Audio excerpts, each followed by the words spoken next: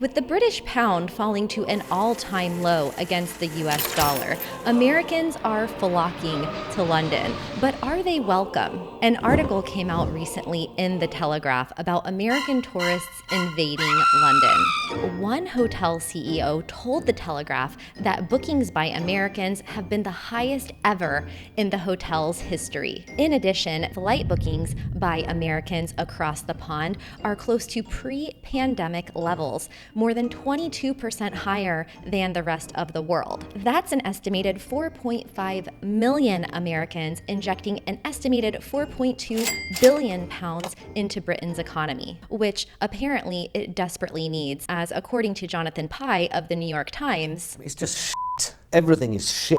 Look. Fueling demand even further has been the death of the beloved Queen Elizabeth II. And we all know how infatuated Americans are with the British royal family, myself included.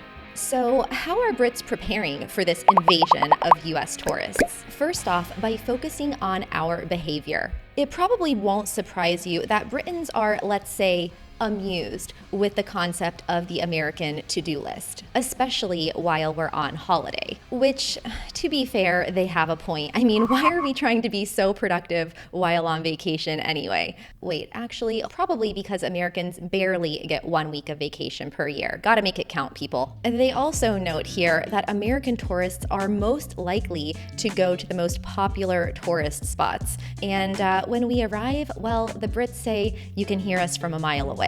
Not sure if that's a compliment. In good news, the Brits have noticed that we Americans tip a lot, and so they are eagerly anticipating their 20% tips that we apparently leave, regardless of whether or not the service is already included on the bill or not. The Brits also consider us Americans to be polite and show good manners, although they do note that we are known to be a bit straightforward and that we complain when things don't meet our expectations. I'm not guilty of that. So the question is, can we all just get along? Well, there are some tips here for how Brits can cope with this influx of Americans to their country. And it has to do with what they can ask us about and what not to. So it says here to ask Americans what we do for work, where we went to school, where we're from, our families, our kids, but do not, under any circumstances, ask us about politics. Please don't ask us what's wrong with our country.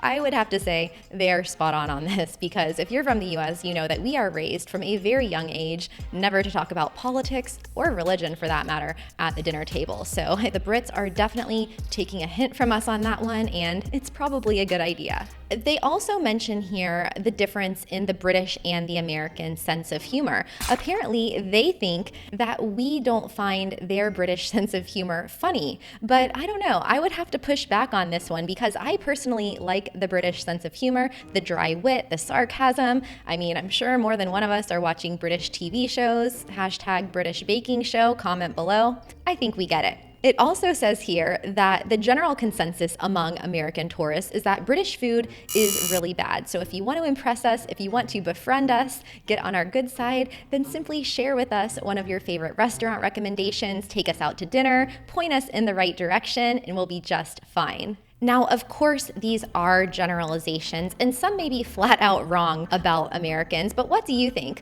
Let us know in the comments below. And if you want to know my opinion on moving to the US after living abroad, check out this video here. Or if you want to see what it was like living in Japan as an American, click here.